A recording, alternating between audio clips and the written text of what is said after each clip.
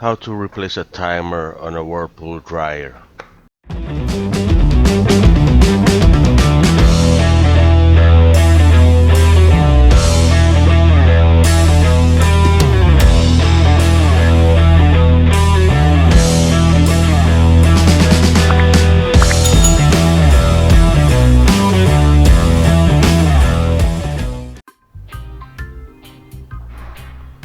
Hey guys, it's Ronan here. I got this dryer. It's a Whirlpool where I'm having a problem when you set this dial here. You push the start button. It doesn't kick on until you play with this and get it to the right spot, and that's when it will turn on. So I have to replace this control behind this timer. So I'm going to show you how to take this dryer apart and do that in the back. Before I get into the video, let's get into some statistics.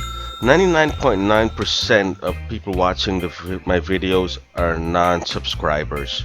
So do me a favor, subscribe, like, share, put in a comment. It helps my channel out and it helps me to create and promote more videos. Let's get into the video. So every dryer is going to be different, but to access the back of the control panel, you only need to open this little part right here. You've got a couple of screws. It's going to be vary on machine. Here I've got, I think, 5 screws I'm taking apart.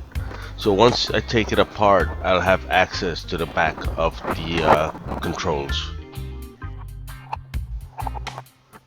Once you figure out which control you need to replace, you look for attaching screws and disconnect it from the machine. Some are from the front, some will be from the back. In this case, this machine is from the back.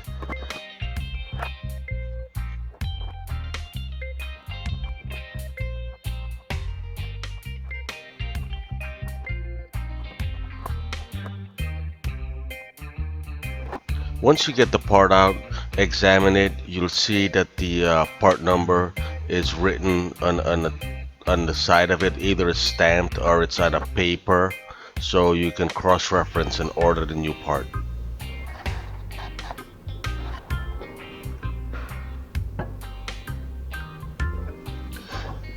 As you can see, I already have my new part in. So to make this easy and not having to remember wires and stuff like that, I made sure I matched the part up completely front and back. As I mentioned, this is a Whirlpool dryer. However, the part that came in is from a Kenmore.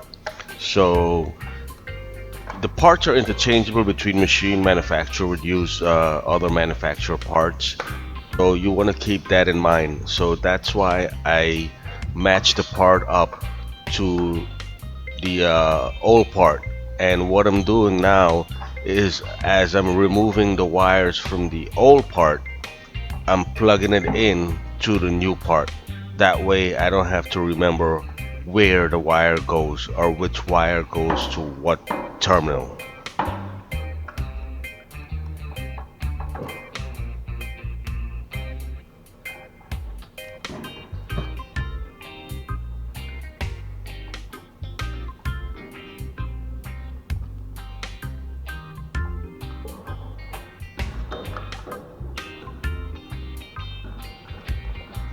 Sometimes if a wire is difficult to remove or pull out, it's probably held in by a little clip. So you want to examine it properly to make sure a clip is not holding it in place. That needs to be released. You don't want to break anything that causes it to not be held secure to the terminal.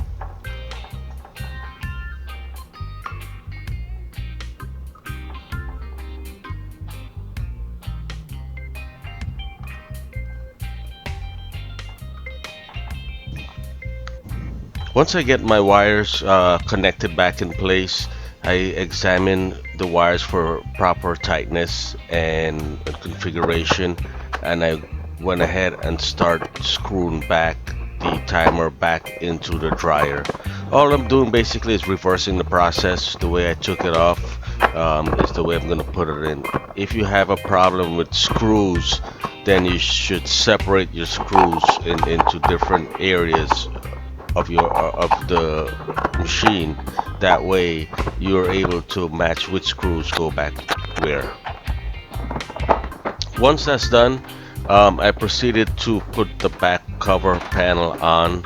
Um, you can see below I have the other part of the dryer opened up. That's because I was doing some other work. I was cleaning it out, all the lint that was in there. So you don't really have to open the entire dryer just to replace this timer. So you're gonna see me just putting this back cover back on once I finish cleaning all the lints from the back. Um, and once I get this in, I'm gonna move this machine back to the location.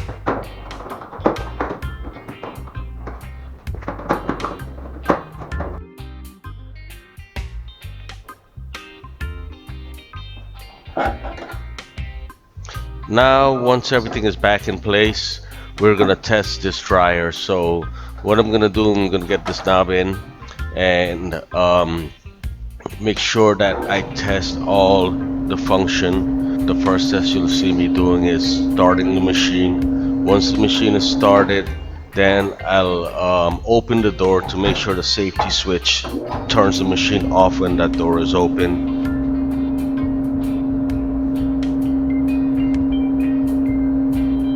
Then I'll rotate the knob. Once I rotate the knob, I'll make sure when the timing is done, it'll come to a complete stop. I'll force time it off and just run basically all the cycle of the machine. Once that's done, you're pretty much done because your machine is running, everything is working good. This part only cost me 40 something dollars versus a new machine. So if you see my other video where I replaced the belt was $7, this part was $40, you know, less than a $50 repair, and I have a good working machine again. So like, share, and subscribe to my channel for future videos.